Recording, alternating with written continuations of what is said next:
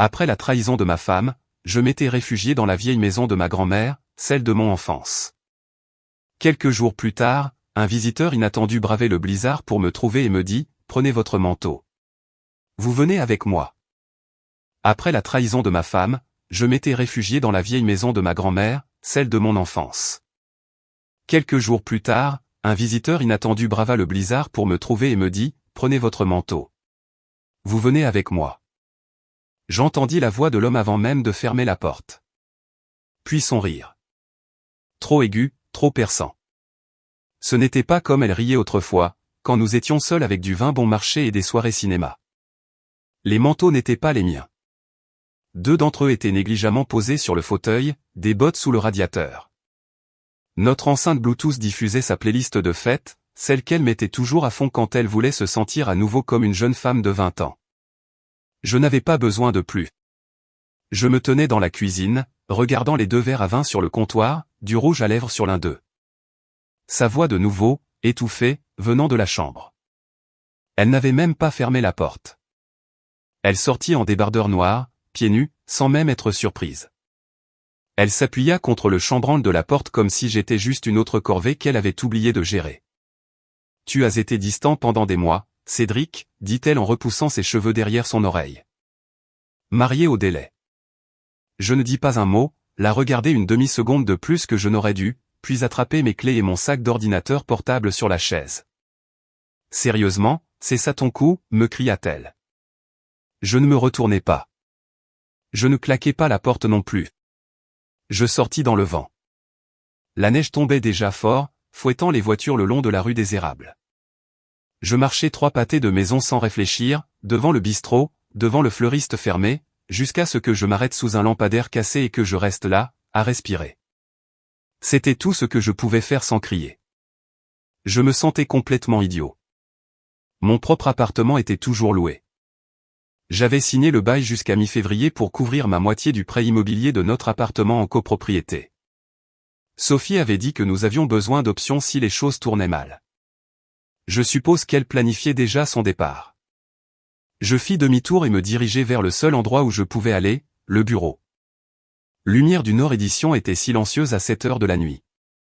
Je passai mon badge et pris le couloir arrière jusqu'à ma salle de montage, tirai les rideaux occultants, tamisai la lampe de bureau et ouvris mon ordinateur portable comme si le monde ne venait pas de me donner un coup de pied dans les côtes. Je ne pouvais même pas entrer chez moi. Je restai assis, essayant de ne pas imaginer ce qu'elle faisait dans ce lit. Henri Duval, notre agent de sécurité de nuit, frappa 2 fois et me tendit une tasse de thé à la menthe sans dire un mot.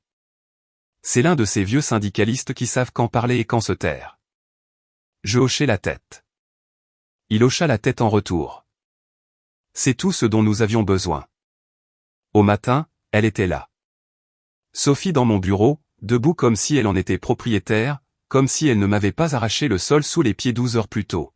« Tu n'es pas rentré ?» dit-elle, les bras croisés comme si j'étais un adolescent qui avait manqué le couvre-feu. Très peu professionnel. Je gardai le silence et regardai le mur blanc derrière elle. Son ton changea. D'où maintenant, juste pour moi. Sans moi, tu n'es personne ici, Cédric. Exact. Coup. Jérôme entra, avec son sourire faux et lisse, comme si tout était une séance photo. Il rôdait toujours autour de Sophie. Se qualifiait toujours de consultant, comme si cela signifiait quoi que ce soit. Nous restructurons, dit-il en s'immisçant dans mon espace. Consolidation des verticales, rafraîchissement de la marque, rien de personnel. Sophie s'approcha et le dit clairement. Considérez ceci comme votre séparation de fonctions. Les RH vous contacteront. Je gardai le dos droit. Je prendrai mes dossiers personnels et mon dernier chèque. Elle sourit d'un air narquois. Henri a pour instruction de ne pas vous laisser rentrer. À midi, mon badge ne fonctionnait plus. Je me tenais devant les portes vitrées, tenant mon sac d'ordinateur portable comme une bouée de sauvetage. Henri me fit sortir, le regard bas. Il m'envoya un mot par texto après, « Désolé ». Alors que je m'avançais dans la neige mouillée, quelqu'un me frôla dans le hall. Manteau de laine noire, talons claquants comme si elle savait exactement où elle allait. Léa Dubois, la fille du propriétaire. Elle ne me reconnut pas, mais je connaissais son visage de tous les dossiers d'investisseurs que j'avais été forcé de lire. Elle s'arrêta juste assez longtemps pour que nous nous serrions la main. Sa poignée était chaude. Puis cette chose me frappa. Le statique, la sensation de tiraillement dans mes côtes, l'avertissement. Je le vis aussi clair qu'un titre de journal derrière mes yeux. Un 4x4 de luxe noir, né dans un banc de neige. Vapeur s'échappant du capot.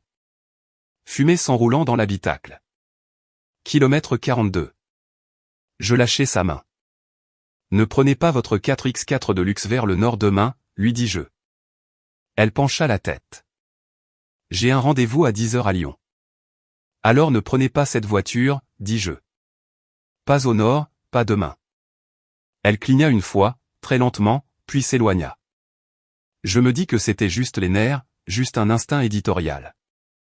Mais l'image me resta dans la poitrine comme une allumette allumée, et elle ne voulait pas s'éteindre.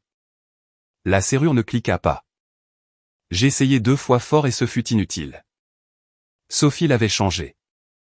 Je restais là sur le perron, la neige fouettant de côté. Une main sur le bouton, l'autre enfouie dans mon manteau. Et je ris une fois, court et méchant. Elle avait agi vite. Le jour même, vite. C'était elle. Quand elle vous lâchait, elle ne laissait aucune frange. Rien d'autre que l'os. J'attendis 15 minutes comme un chien errant.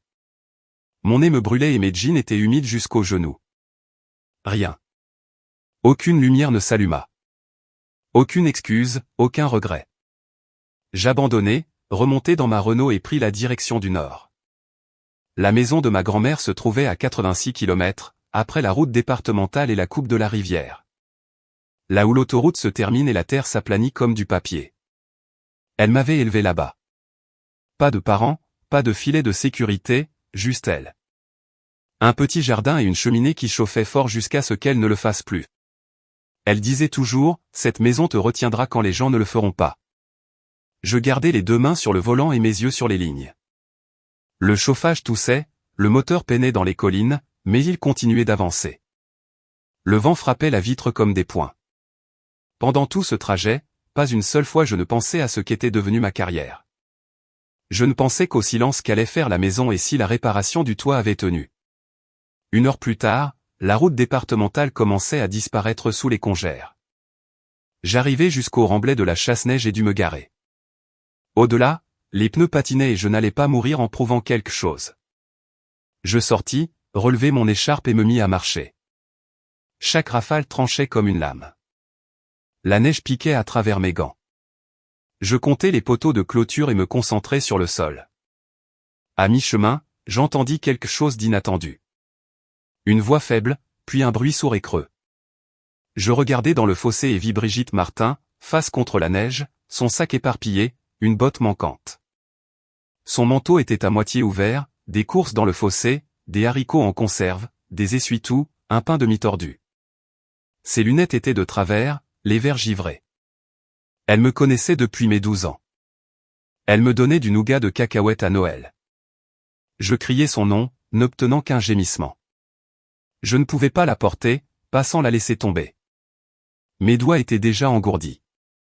Je balayai la route du regard, puis aperçus une vieille luge appuyée contre une clôture, comme si quelqu'un avait eu l'intention de la réparer un jour et l'avait oubliée. Elle était à moitié fendue et il manquait une corde.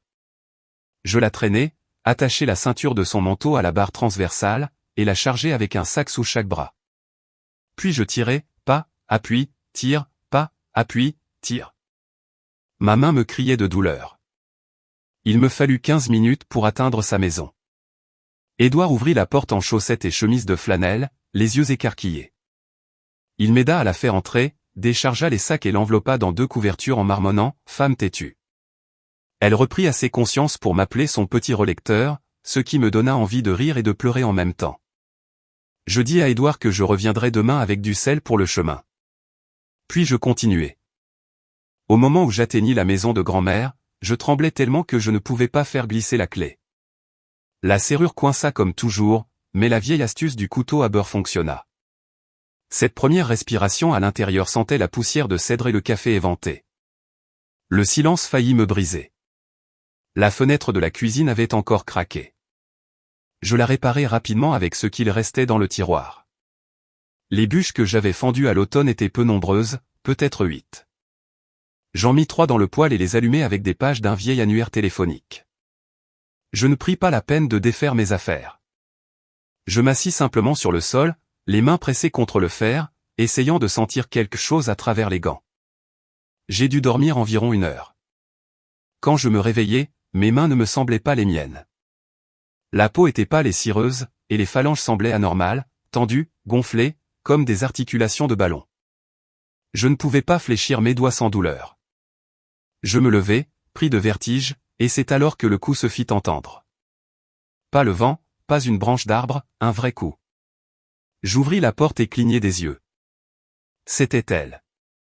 Léa Dubois, manteau de laine noire, joues roses, cheveux tressés, flocons de neige accrochés à ses manches. « Êtes-vous Cédric Moreau ?» demanda-t-elle comme si elle le savait déjà. Je hochai la tête une fois, puis m'appuyai contre le chambranle de la porte pour rester debout. « Comment diable m'avez-vous trouvé ici ?» Elle expira par le nez, déplaçant son poids. J'ai appelé Henri, je lui ai dit que je vous avais vu hier. Il a dit qu'en cas de tempête, vous viendriez ici, m'a donné le nom de la route, a dit que vous étiez trop têtu pour appeler qui que ce soit. Bien sûr qu'il l'a fait. La loyauté d'Henri ne parlait pas. Elle agissait. Elle s'approcha, repoussant une mèche de cheveux de son front. Sur l'autoroute en direction du nord, juste après le kilomètre 42, mon chauffeur a dû faire un écart pour éviter une camionnette à moitié enfouie dans la congère. Le même endroit où vous m'avez prévenu. Je laissai cela s'ancrer. Mes côtes se resserrèrent à nouveau. J'ai fait demi-tour, ajouta-t-elle. J'ai reporté Lyon, j'ai changé pour une berline et j'ai dit à mon assistant que je vérifiais quelque chose qui ne pouvait pas attendre. Sa voix était ferme. Ni chaleureuse, ni froide, juste sûre. En milieu d'après-midi, je l'entendis moi-même. L'application radio de mon téléphone crépita à travers le statique. 4x4 de luxe noir extrait d'un banc de neige au kilomètre 42. Pas le sien. Même congère. Même heure. Elle me surprit à regarder mes mains sous la lampe de table. Elles semblaient pires à la lumière. Des lignes rouges sur les articulations, raides et violettes près des pouces. Prenez votre manteau, dit-elle. Aucune hésitation. Je ne vais pas vous laisser perdre vos doigts. Je voulais argumenter, lui dire que j'avais géré pire, que je n'avais pas besoin de l'aide de la fille du patron, mais je ne dis pas un mot. J'attrapai mon manteau et la laissai me guider dehors, descendre les marches du porche jusqu'à la voiture dont le chauffage était déjà en marche. À l'hôpital départemental, elle se dirigea directement vers le poste des infirmières et posa sa carte sur le comptoir comme un bouclier. Celui-ci a besoin d'un triage, dit-elle en me désignant. Il est à moi. Et juste comme ça, je ne dérivais plus. La perfusion intraveineuse cliquetait régulièrement à mes côtés. Mes mains étaient bandées jusqu'aux poignets, épaisses et blanches, comme si je les avais plongées dans du glaçage à gâteau. Je pouvais les sentir pulser, non pas de douleur. Juste cette pression étrange et engourdie qui me disait que j'étais à une mauvaise nuit du pire. L'infirmière entra, souriant comme si nous partagions une blague. « Votre femme est une force », dit-elle en vérifiant mon dossier. « Je ne suis pas marié, marmonnai-je. » Elle ricana. « Alors c'est votre patronne. » Elle partit toujours en riant. Léa était assise sur une chaise en plastique près de la fenêtre avec un bloc-notes et un stylo. Pas de maquillage, les cheveux noués, un chignon qui avait clairement été refait plus d'une fois. Elle semblait n'avoir pas cligné des yeux depuis que j'avais perdu connaissance. Elle leva les yeux. « Votre nom de famille ?» demanda-t-elle, d'un ton neutre. « Moreau ?» Je hochai la tête une fois, lentement. Elle hocha la tête en retour. Henri confirma. Dit que j'étais têtu mais droit. Cela correspondait. Elle s'assit en avant, les coudes sur les genoux. Cette chose dans votre poitrine, quoi que ce soit, se trompe-t-elle parfois? Je me déplaçai sur l'oreiller. Ce n'est pas de la magie. C'est juste un instinct. Un instinct d'éditeur, peut-être. Vous m'avez prévenu pour la route. Ce n'était pas un instinct. Je n'appelle pas ça des visions, dis-je platement. Je n'ai pas besoin de croire en quelque chose pour l'utiliser. Appelez ça comme vous voulez, dit-elle. J'écoute. Elle tourna une page du bloc-notes, scanna une note et expira. Je pense que Sophie et Jérôme saignent Lumière du Nord. Ma mère a entendu des rumeurs via la fondation. Les dépenses ne correspondent pas au projet. Les choses semblent étranges. Je ne bougeais pas, je la regardais simplement serrer la mâchoire. Je veux construire quelque chose d'honnête, dit-elle. J'en ai marre de jouer dans la machine. J'ai besoin de quelqu'un qui sent la pourriture avant qu'elle ne se propage. Je ne dis rien. Je couvrirai votre traitement. Je vous donnerai un bureau. Une installation temporaire pour l'instant. Style salle de guerre. Nous travaillerons avec peu de moyens. Un programme séparé. Des livres différents. Je clignai des yeux. Je ne veux pas sauver. Je ne vous sauve pas, dit-elle, la voix d'acier. Je vous embauche. La pièce se tut. Seule la perfusion intraveineuse remplissait le silence. Mon père veut que je suive le script, ajouta-t-elle après un instant. Que je garde les contrats qu'il a signés. Antoine, l'homme qu'il a choisi, avait l'air soigné pour les actionnaires. Comment ça se passe? Elle sourit sans chaleur. Il pense toujours qu'Antoine est un atout. Je penchai la tête. Pourquoi moi? Elle ne cligna même pas des yeux. Vous m'avez prévenu quand vous n'aviez rien. Et Henri dit que vous avez porté le poids d'un label pendant 2 ans sans promotion de titre. Ce n'est pas un type qui cherche à se reposer. C'est un type qui veut que les choses soient faites correctement. À ce moment-là, le médecin entra. Jeune, parlant vite, avec un presse-papier à la main. Enjure et risque d'infection, dit-il en feuilletant les pages. Vous avez eu de la chance. Nous l'avons attrapé tôt. 2 semaines de pansement, un peu de kiné après. Vous serez presque normal d'ici 6 semaines si vous ne faites rien de stupide. Pas de coup de héros. Je regardais mes mains. Je suppose que j'apprendrai à taper avec des moufles. Il rit, gribouilla quelque chose et sortit. Léa se leva et attrapa un gobelet en papier sur le rebord de la fenêtre. Je vous ai apporté du café. Je le sirotais. C'était horrible. Elle ouvrit son sac et en sortit un livre de poche abîmé. Ce manuscrit est à vous, demanda-t-elle en feuilletant les notes marginales. Dernière correction avant que je sois viré, dis-je. L'auteur est novice mais a du mordant. Elle désigna une phrase que j'avais entourée. Pourquoi celle-ci? C'est surchargé. Il en fait trop. Elle hocha la tête. Vous voyez juste? Je ne répondis pas. Mais pour la première fois depuis des jours, ma respiration venait sans effort. Ce n'étaient pas les médicaments. C'était-elle assise là, posant de vraies questions, lisant les pages comme si elle comptait, comme si je comptais encore. 4 jours plus tard, elle revint avec une sacoche en toile et la posa sur la table de travail à côté de ma tasse d'eau. Qu'est-ce que c'est? Demandai-je sans y toucher. Des dossiers du conseil, des fichiers de fournisseurs, des factures de consultants, tout trop propre, trop rond et trop vague. Vous voulez que je furette? Elle me regarda dans les yeux. Dites-moi si je me trompe. Je penchai la tête.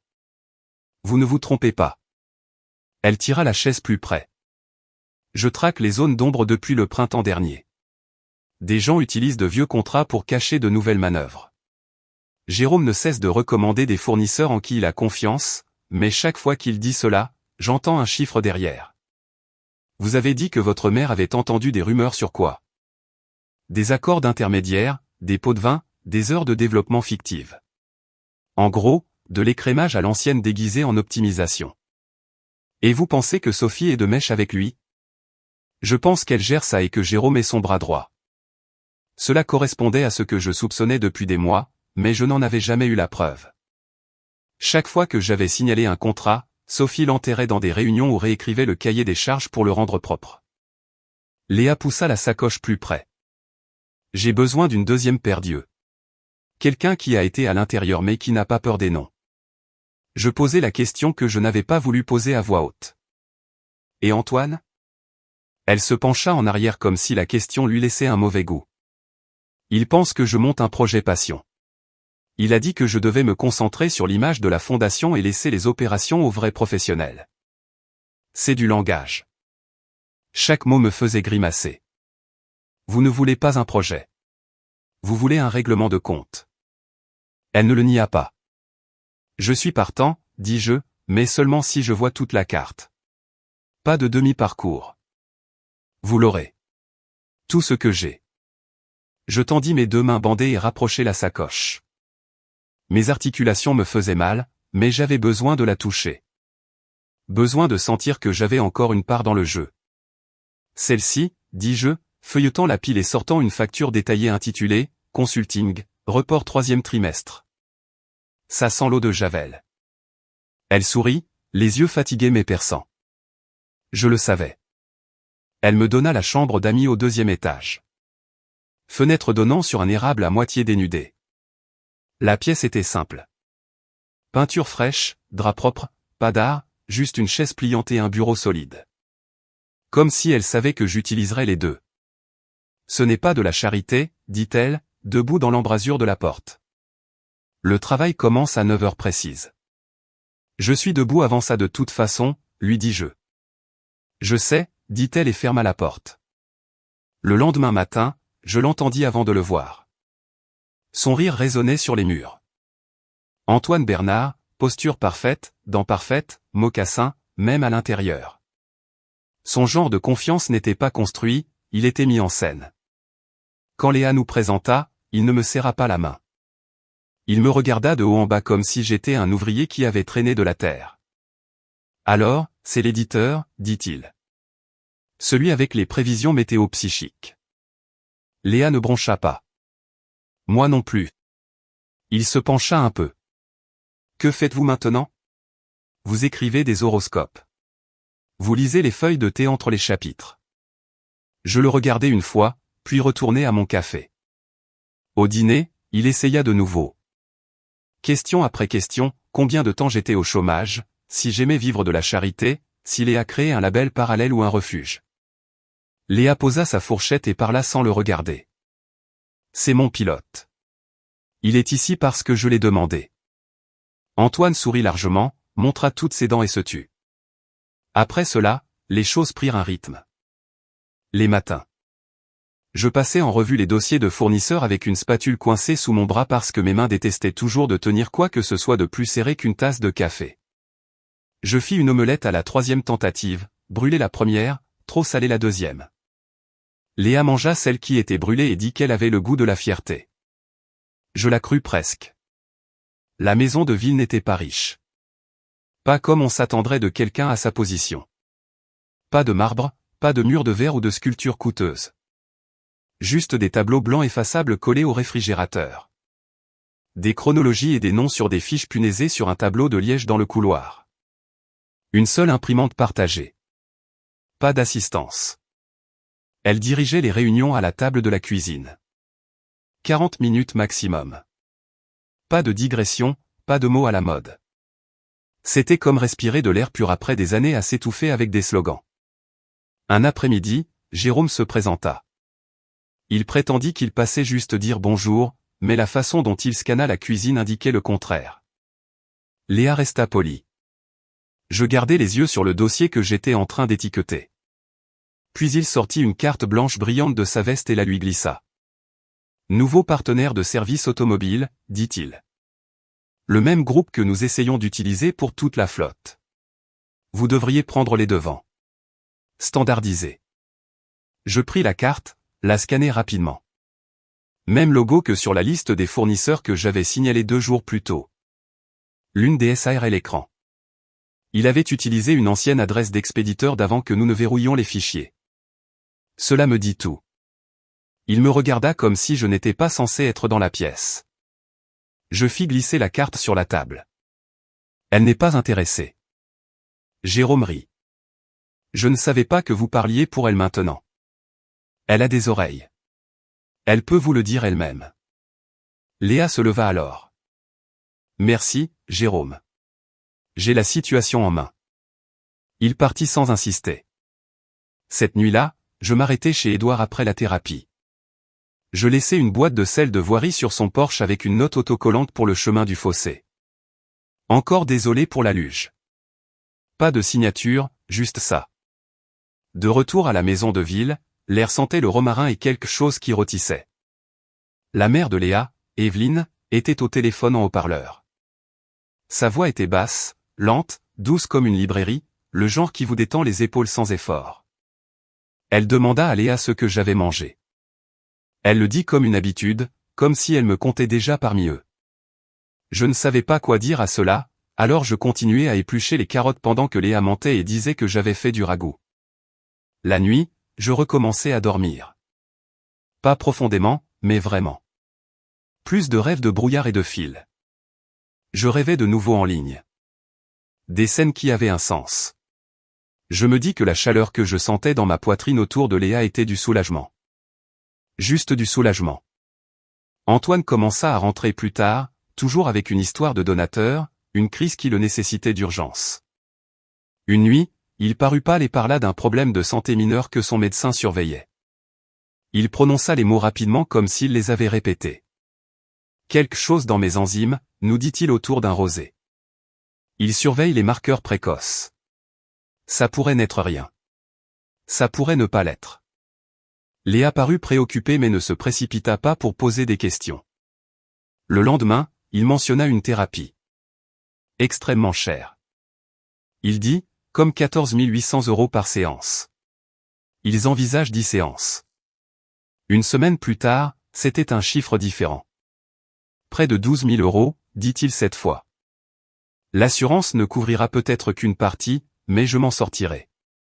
À la troisième version de l'histoire, il avait atterri sur 9 600 € par semaine, peut-être pendant 12 semaines. Pas de nom de test, pas d'établissement, juste des termes cliniques vagues et des chiffres fluctuants. Léa demanda calmement. « Avez-vous les documents ?» Il hocha la tête. « Oui, je vous les enverrai. C'est quelque part dans ma boîte de réception. » Il ne le fit pas. Le matin après qu'Antoine eut éludé la demande de documents de Léa, nous étions assis face à face dans un café éclairé de jaune, rue de la Paix. L'endroit sentait l'espresso brûlé et le pain chaud, le genre d'endroit où chaque table vacillait un peu. Léa étala des papiers sur la surface stratifiée comme si elle cartographiait une bataille. « C'est le programme Bacon, dit-elle, tapotant son stylo sur un tableau dessiné à la main. Séparé des anciens livres. Des lignes claires, des projets au long cours, des tarifs publicitaires transparents, pas de pot de vin, pas d'ajout d'intermédiaire. Chaque ligne de fournisseur a un véritable champ d'application et un vrai contrat avec un vrai numéro de téléphone derrière. » Je regardais la présentation. C'était ambitieux, mais ce n'était pas un fantasme. « Vous allez avoir de la résistance, dis-je. Les gens aiment le brouillard. Le brouillard cache les mains. Je me fiche qu'ils aiment le brouillard, dit-elle. Je me soucie qu'ils puissent se tenir à la lumière du jour. Cela faisait du bien de l'entendre. Vraiment bien. Je recrutais 3 écrivains en qui j'avais confiance. Noémie, Félix et David, plus Chloé, la chef de relecture la plus douée avec qui j'avais travaillé dans mon ancien label. Je leur dis que c'était un salaire direct. Pas de jeu, pas d'argent facile, pas d'attente de signature qui ne venait jamais. Ils arrivèrent tous prêts, carnets ouverts, manteaux tombant sur la moquette de la maison de ville. Ils avaient faim dans le bon sens du terme, faim d'un travail qui ne nécessitait pas de regarder par-dessus leur épaule. Nous passâmes le reste de la semaine à construire le squelette du premier programme, des articles au long cours, des essais narratifs, une série de reportages sur les hôpitaux ruraux, un rapport commercial basé sur des données sur le développement des petites villes. Léa ne planait pas. Elle s'assit à l'extrémité de la table et posa des questions claires et simples. Quelle est l'histoire? Quel est l'angle? Quelle est la chronologie? Elle écoutait plus qu'elle ne parlait, ce qui est rare pour quelqu'un élevé dans une tour de verre. En milieu de semaine, Evelyne passa à la maison de ville avec une boîte de scones. Elle frappa une fois, puis entra, appelant « J'ai apporté du carburant ». Avant même que nous levions les yeux, elle posa la boîte sur la table et me regarda droit dans les yeux. Ses yeux étaient chaleureux et curieux, comme si elle cataloguait un nouveau livre pour une étagère qu'elle aimait déjà. « Vous avez des yeux calmes, dit-elle. Ça vous aide à voir. » Je ne savais pas quoi faire de cela, alors je me contentais de hocher la tête. Evelyne avait ce calme de libraire en elle. Chandail doux, voix douce, mais assez tranchante en dessous pour qu'elle voie tout sans vous faire sentir nu. Pendant que les écrivains brainstormaient à l'autre bout de la table, elle me raconta des histoires sur son ancien club de lecture dans un centre commercial, 20 ans auparavant. Ils se réunissaient une fois par semaine avec des chaises pliantes, buvaient du café bon marché et tenaient des comptes pour les gens qui étaient entre deux paix. Les gens payaient quand ils pouvaient, dit-elle. S'ils ne pouvaient pas, ils apportaient du pain fait maison ou déneigeaient. Cela s'équilibrait. Elle le dit comme si le monde avait été aussi simple autrefois. Avant que les affaires ne deviennent glissantes et que les familles ne fassent les gros titres, j'écoutais plus attentivement que je n'avais l'intention de le faire. Je continuais à imaginer cette vie. Des lignes droites, du pain chaud, des voisins qui ne vous laissaient pas tomber pour l'image. Au déjeuner, le téléphone de Léa vibra avec le nom de son père. Elle le mit en haut-parleur parce qu'elle déteste chuchoter. « Christina, dit-il, la voix grave, perçante, trop douce. J'entends des rumeurs sur le fait que vous construisez un programme non officiel. » « Ce n'est pas non officiel, dit-elle. C'est transparent. C'est le but. Vous êtes une Dubois, dit-il. Il y a des attentes familiales. L'harmonie des parties prenantes à considérer. L'image avec Antoine dans le tableau. Vous savez comment ça marche. Elle se pencha en arrière sur sa chaise. Sa mâchoire se serra. Papa, j'ai démissionné de votre conseil d'administration dans 60 jours. Je l'ai mis par écrit. Vous ne possédez pas mes décisions. Un long silence. Puis il raccrocha. Pas d'au revoir. Pas d'avertissement, juste parti. Léa regarda le téléphone un instant, puis me le fit glisser sur la table. Avez-vous déjà vu une corde se briser et ressenti un soulagement en même temps, dis-je. Ma grand-mère regardait dans le vide et disait des choses avant qu'elle n'arrive. Je le mets sur le compte de l'instinct maintenant, mais elle appelait ça un don. Léa pencha la tête. Appelez ça comme ça vous aide à dormir. Le reste de l'après-midi, nous examinâmes les listes de fournisseurs ligne par ligne. Je signalai les éléments suspects. Léa vérifia les approbations du conseil. À un moment donné, elle demanda si cela me dérangerait de contacter quelqu'un dans les finances qui ne nous vendrait pas ou ne donnerait rien à Jérôme.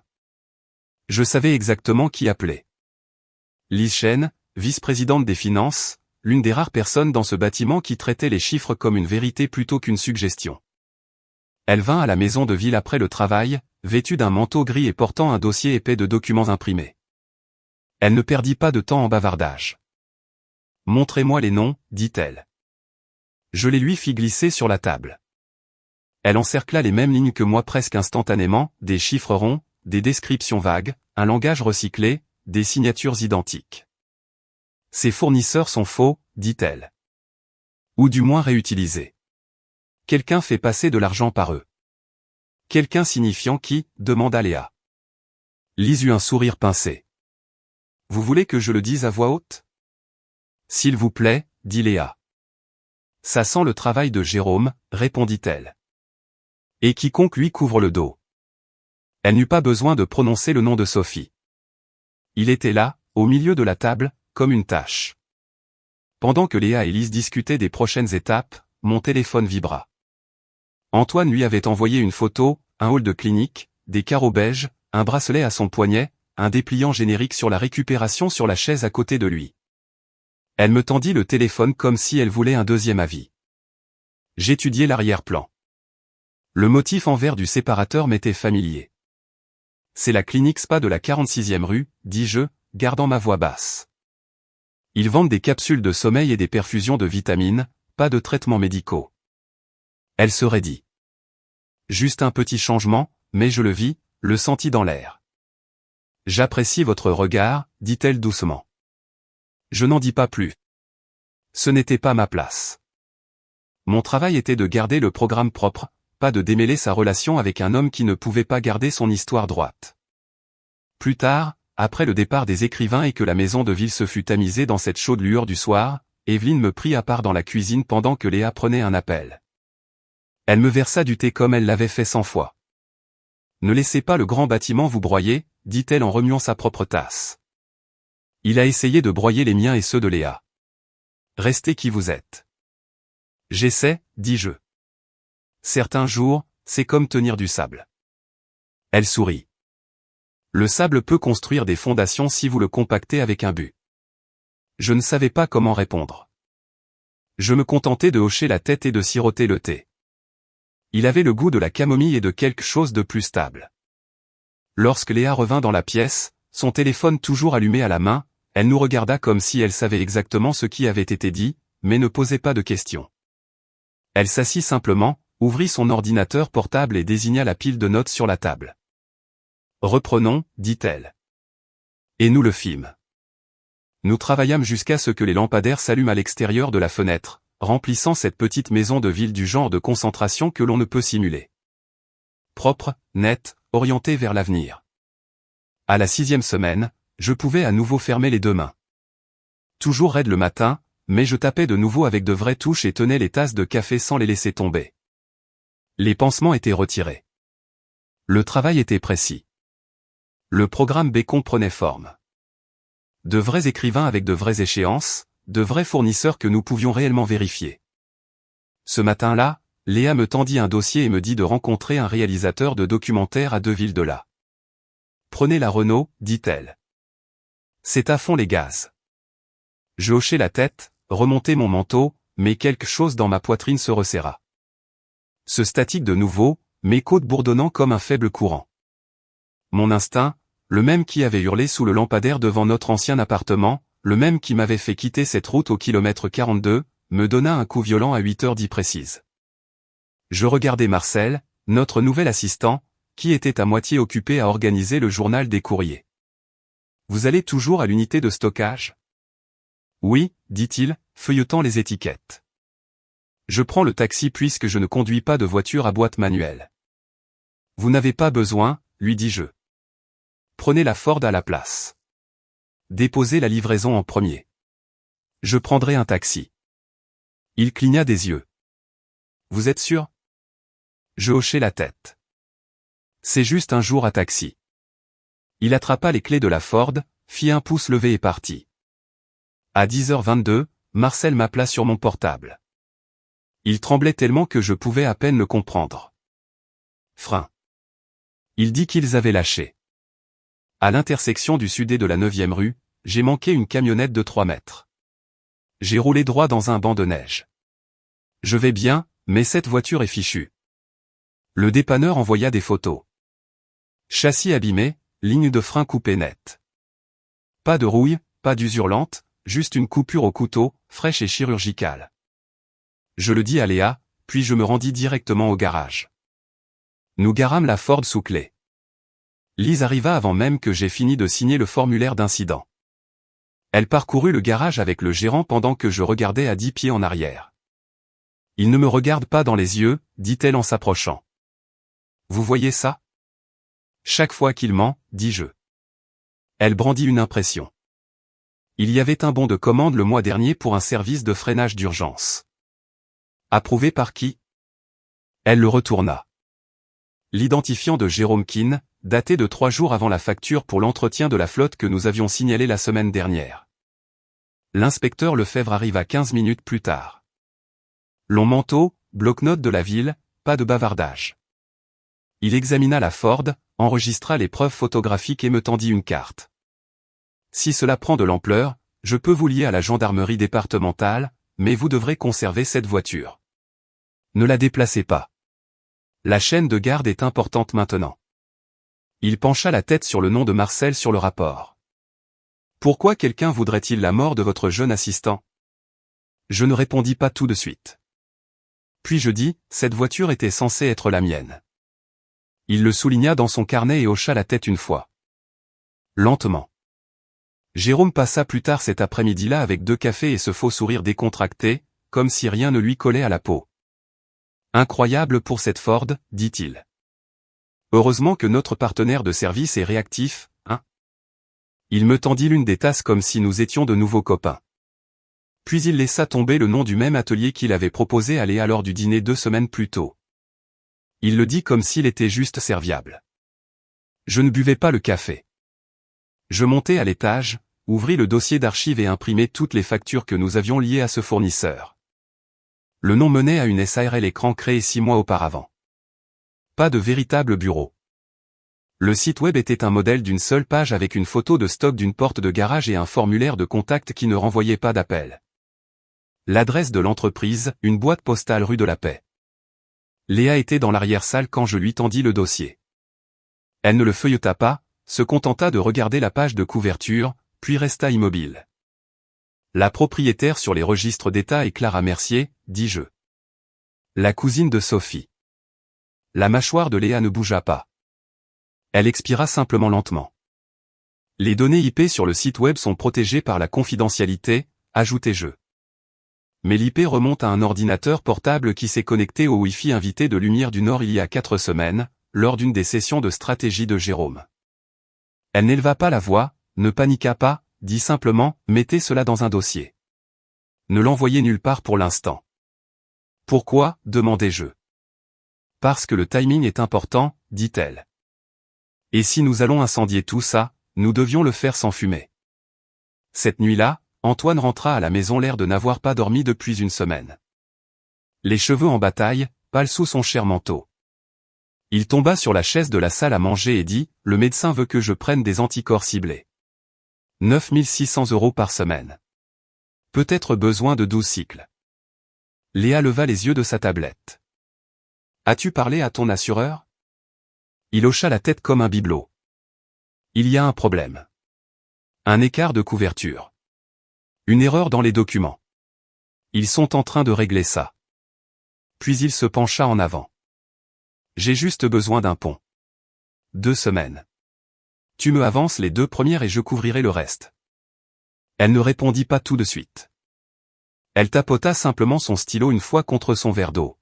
« Les prêts relais n'existent pas entre partenaires, dit-elle. » Ses yeux devinrent humides. « Léa, s'il te plaît. Tu sais à quoi je suis confronté. Je demande des documents, pas une dispute. Je ne les ai pas encore. Alors tu n'auras pas l'argent pour l'instant. » Il se leva comme s'il allait jeter quelque chose, puis s'arrêta. Quitta la pièce sans un mot de plus.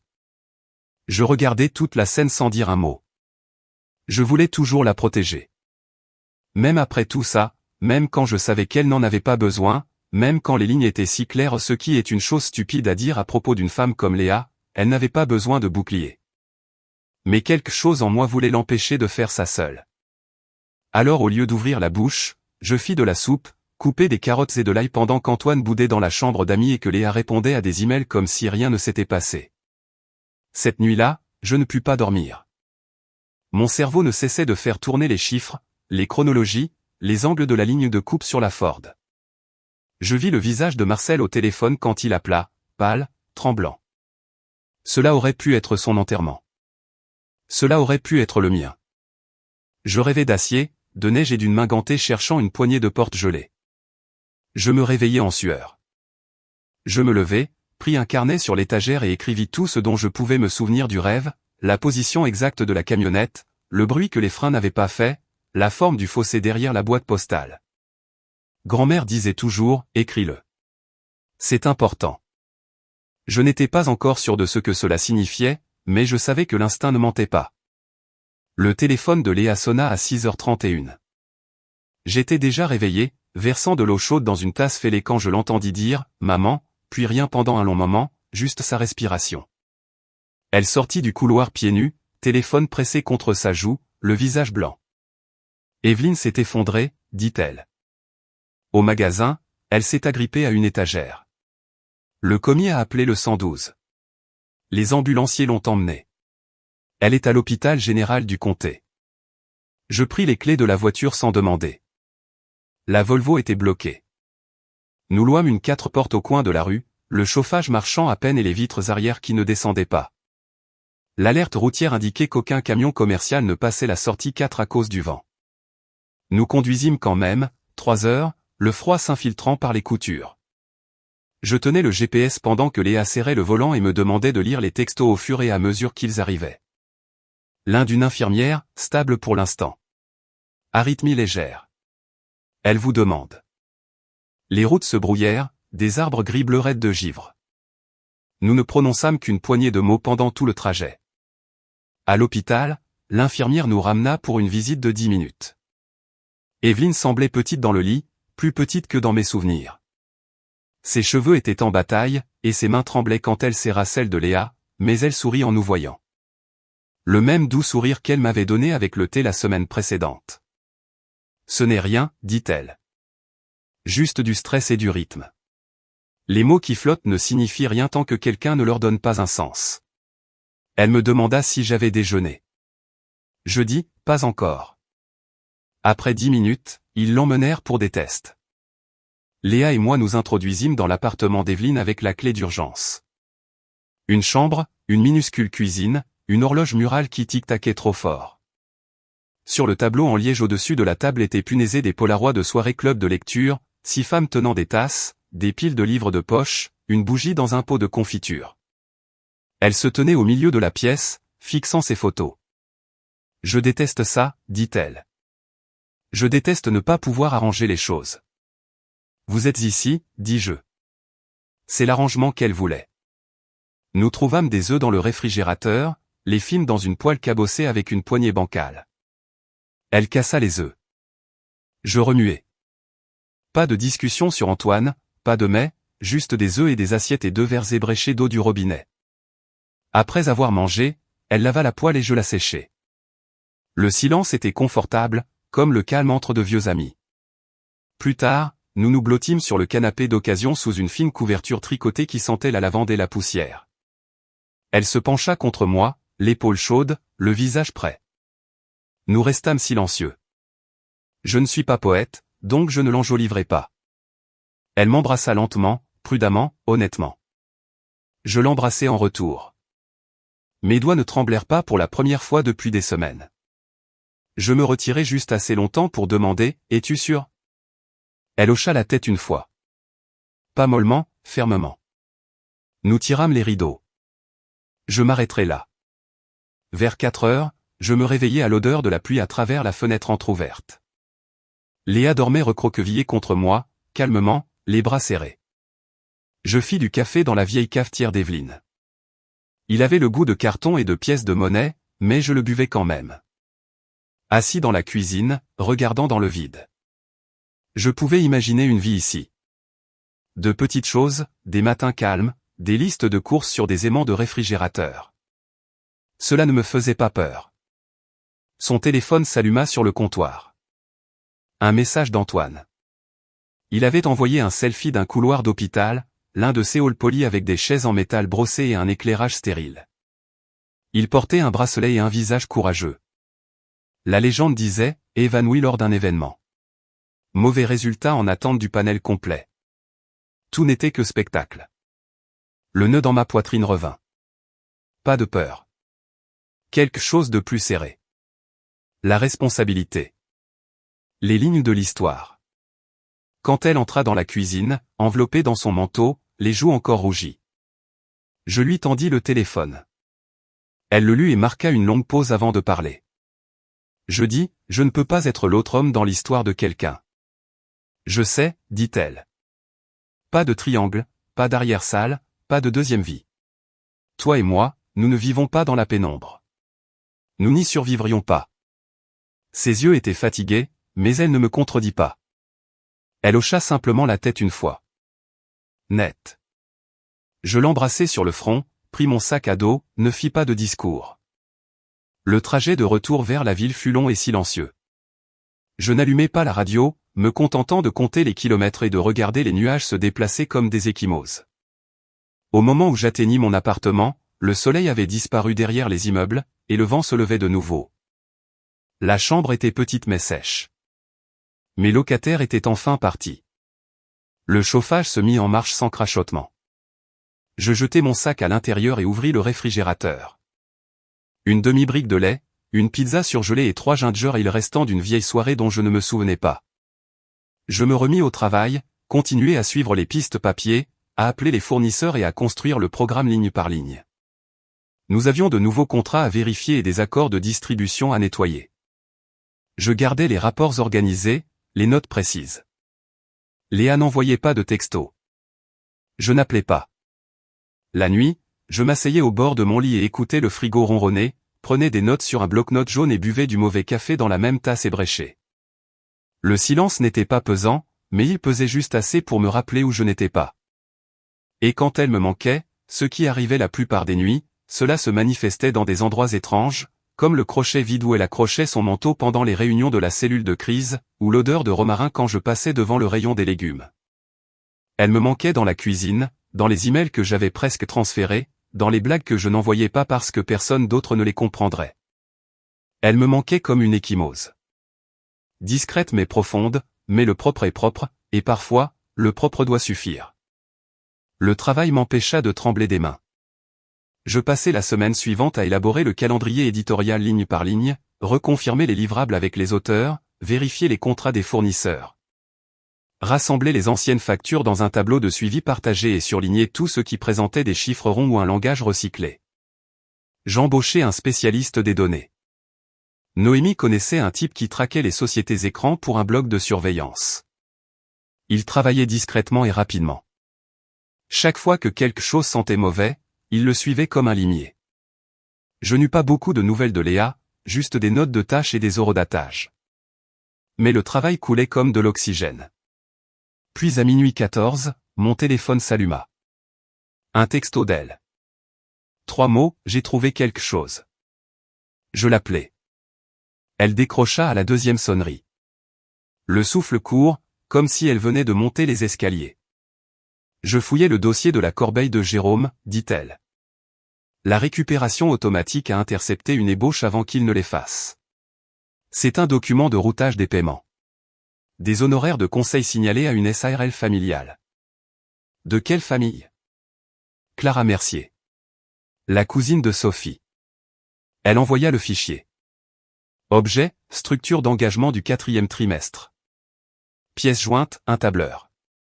Description détaillée, étape vague. L'adresse de la SARL était une suite de boîtes postales à Marseille. Les relevés bancaires correspondaient au dépôt que nous avions signalé le trimestre précédent. Lise arriva tôt le lendemain. Je lui racontai ce que nous avions trouvé. Elle ne cligna pas des yeux, dit simplement « Donnez-moi 20 minutes ». Elle revint avec 3 autres cas. Même schéma. Des augmentations de fin de trimestre, des descriptions insensées, aucune livraison tangible, juste des frais de supervision et d'audit avec des phrases larges comme « alignement stratégique » et « continuité des fournisseurs ». Nous ne parlions plus de théorie. C'était un fait maintenant. Léa n'attendit pas le consensus. Elle créa une fausse SARL fournisseur. Un site d'une page, une fausse adresse email, une facture de 1280 €. D'apparence légitime, mais juste assez étrange pour paraître suspecte. Nous envoyâmes la facture test par le système habituel. Jérôme la déplaça dans l'heure. Il mit Sophie en copie conforme de son Gmail personnel. C'était la preuve. Nous fîmes venir l'inspecteur Lefebvre cet après-midi-là. Evelyne insista, disant qu'il y avait des limites à ne pas franchir, et que celle-ci avait été franchie 3 fois. Lefebvre dit à Léa de continuer à agir normalement. Ne pas alerter qui que ce soit. Ne pas licencier qui que ce soit pour l'instant. Juste continuer à rassembler. Nous mîmes en miroir le fil Gmail, exportâmes les journaux de CC, imprimâmes tout avec un horodatage. Lise fit notarier les copies. Le conseil de la société vérifia la chaîne de garde. Cela prit 4 heures, et chaque seconde donna l'impression de désamorcer une bombe. Antoine se présenta cette nuit-là avec un dossier cartonné et un discours sur les secondes chances. À l'intérieur, il y avait une chaîne de mai imprimée d'une clinique en Normandie, plus un formulaire médical à moitié rempli. La lettre disait Atlantic Specialty Care, mais je reconnus le logo d'un dossier de presse de l'année précédente. Léa ne l'ouvrit même pas. Elle appela la clinique, demanda une vérification. La réceptionniste vérifia la date de naissance et le nom. Aucun dossier, dit-elle. Mauvaise marque, mauvais format, et le chiffre qu'Antoine avait donné pour le coût par cycle avait encore changé. D'abord 14 800 €, puis 9 600 €. Maintenant, c'était juste, beaucoup. Ses calculs ne tenaient pas la route. Rien ne tenait. Elle lui dit de faire sa valise. Il fit une scène. Renversa un petit vase du rebord de la fenêtre, un que Evelyne avait choisi dans un marché aux puces au bord de la route. Le genre de chose bon marché qui prend de l'importance quand elle a été là assez longtemps. Tu es froide, dit-il. Léa resta silencieuse. Non, j'ai fini. Il partit avec un sac de sport à moitié zippé et sans contact visuel. Jérôme se présenta 2 jours plus tard, disant qu'il était juste là pour faire un tour. Comme si cela expliquait quoi que ce soit. Il entra et trouva Lise, Léa et l'un des avocats assis à la table de la salle à manger avec des copies papier des registres des fournisseurs. J'étais au comptoir, lisant les horodatages des boîtes de réception en miroir. Il s'arrêta dans l'embrasure, le visage vide comme un ordinateur qui venait de planter. Léa ne lui laissa pas le temps de s'expliquer. Nous avons intercepté la facture, le faux fournisseur, le CC Gmail. Il essaya de détourner rapidement. C'était Sophie. Pas moi. Elle m'a dit que c'était préapprouvé. Je ne savais pas que ce n'était pas le cas. Léa fit glisser le journal Slack sur la table. Vous l'avez fait. Son visage se craquela, les yeux écarquillés, la bouche tressaillant comme s'il voulait argumenter, mais ne trouvait pas de prise. Puis il pleura. Ce n'était pas un acte. Il s'effondra en 2 là, glissa sur la chaise et se couvrit le visage de ses 2 mains. Dit qu'il était désolé. Dit qu'il ne savait pas à quel point cela était allé loin. Que Sophie lui avait fait croire que c'était une question de survie. Que c'était juste pour arrondir les angles. Il abandonna tout, les disques partagés, le dossier Dropbox qu'il pensait que nous ne connaissions pas, les reçus de secours de son téléphone jetable, même des impressions des messages directs Slack que Sophie avait envoyés. Se vantant de la façon dont elle garderait, mon garçon Cédric à sa place, et de la façon dont, les mauvaises ruptures sont plus faciles que la mauvaise presse. Celle-là me frappa aux côtes. Je ne réagis pas, je gardais juste les yeux sur les journaux. Léa se leva et se dirigea vers le couloir. Elle resta silencieuse pendant 2 minutes. Puis elle appela son père. Elle lui dit platement, j'ai documenté une fraude, des circuits de fournisseurs non autorisés et une tentative de préjudice. Son côté traîna à travers le haut-parleur. S'il y a un moyen de gérer cela lentement, nous devrions le faire. Les apparences comptent. Le nom compte. Vous n'êtes pas juste une personne.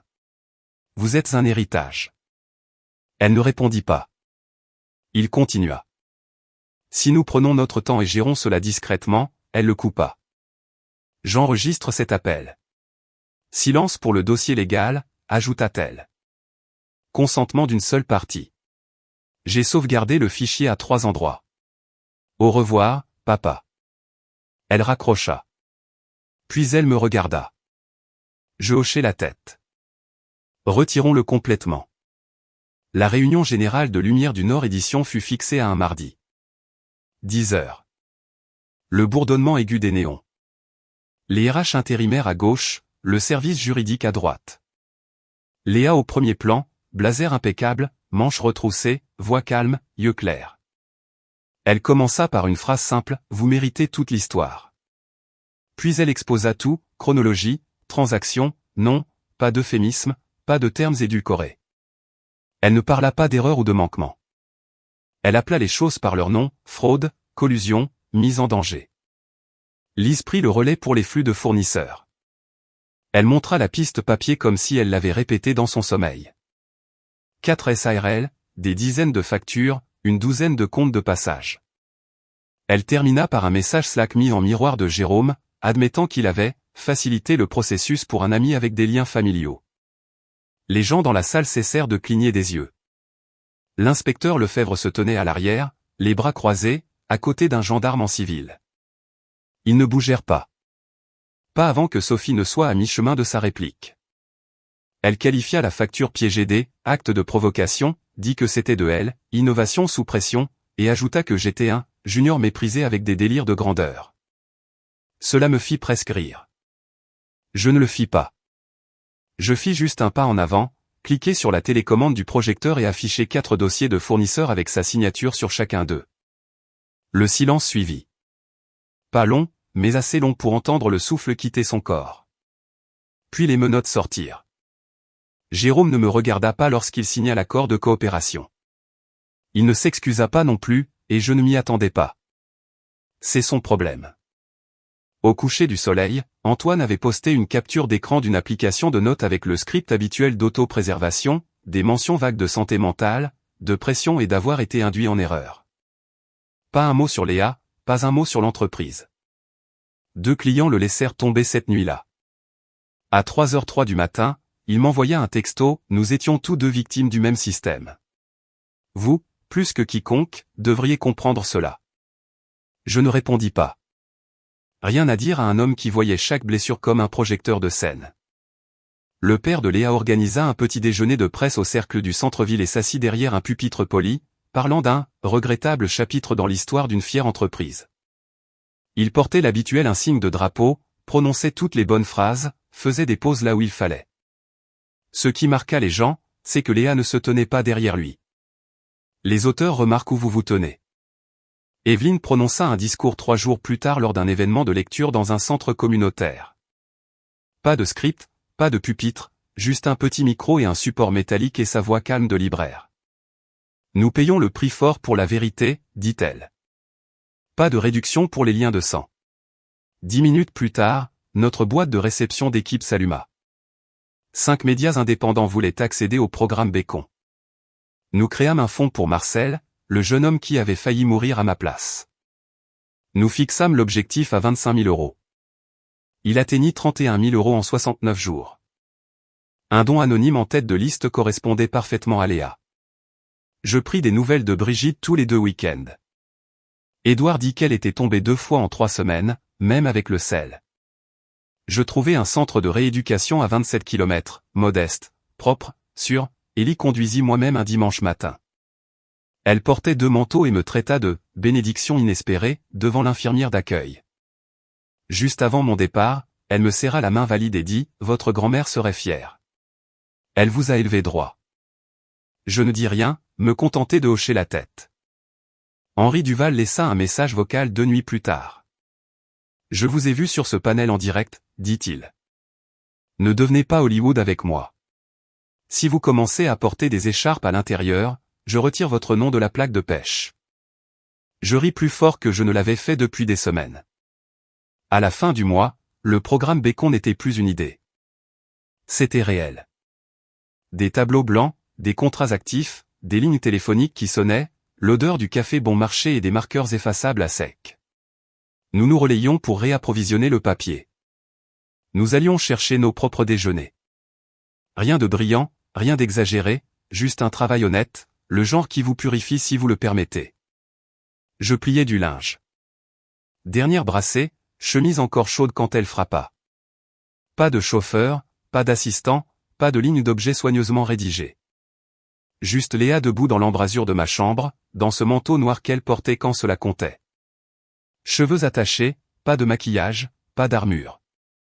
Le même regard qu'elle m'avait donné dans le hall la première semaine. Celui qui disait « J'ai déjà pris ma décision ». J'ouvris la porte et m'écartai. Elle entra lentement, regarda l'endroit comme si elle le voyait pour la première fois. Des livres empilés trop profondément sur les étagères, la plante désordonnée toujours accrochée au rebord de la fenêtre, une cicatrice sur le comptoir là où j'avais laissé une casserole chaude trop près du bord. Elle toucha le dossier d'une chaise de salle à manger et dit « Cela vous ressemble ». Et je savais qu'elle le pensait comme personne ne l'avait jamais pensé auparavant. Elle se tourna vers moi. Je ne veux pas d'une vie construite pour les autres. Je ne veux pas d'accords qui me pourrissent les mains. Je ne veux pas du genre d'amour que l'on cache parce que le timing est délicat. Je ne dis rien encore. Elle n'avait pas fini. Je veux quelque chose de propre. Nous, sur le papier, à la lumière du jour. Cela me frappa profondément. Pas de manière douloureuse, juste profondément comme un souffle que j'avais oublié de retenir. Je pensais à ma grand-mère assise sur les marches arrière en hiver. Une cigarette dans une main, une thermos de café faible dans l'autre. Elle disait toujours, vous pouvez appeler ça de l'instinct si ça vous aide, mais certains d'entre nous ont des yeux supplémentaires. Utilisez-les pour le bien. J'ai passé des années à faire semblant de ne pas les avoir, ou pire, à ignorer ce qu'ils voyaient. Alors, je dis la vérité à Léa. Je ne peux pas promettre que je verrai toujours ce qui arrive, mais si c'est le cas, je vous le dirai, même si cela me coûte quelque chose. Elle sourit, doucement et sûrement. Marché conclu, dit-elle. Nous nous assîmes à la table, sans cérémonie, nous parlâmes comme des gens qui avaient du travail à faire et ne voulaient pas tout gâcher. Nous fîmes des listes, pas des rêves, des conditions. Le genre de contrat que nous signerions et le genre que nous ne signerions pas. Comment nous rédigerions les clauses de paiement au 1er et 15 du mois. Pas de flottement, pas de tampon de retard, un langage formel anti-pot de vin dans chaque accord de fournisseur. Transparence et répartition des droits d'auteur, pas de raccourcis, pas de faveurs, pas de promesses en l'air lors de conférences qui se transformeraient en mauvais calculs 6 mois plus tard. Nous restâmes réalistes.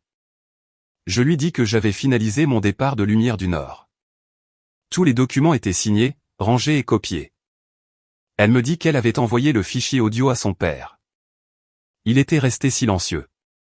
Pas de suivi, pas de tournure médiatique. Elle avait démissionné de son siège au conseil. Elle avait formellement dissous l'engagement avec Antoine par écrit. Pas de faille. La maison de ville était désormais à elle. Propre.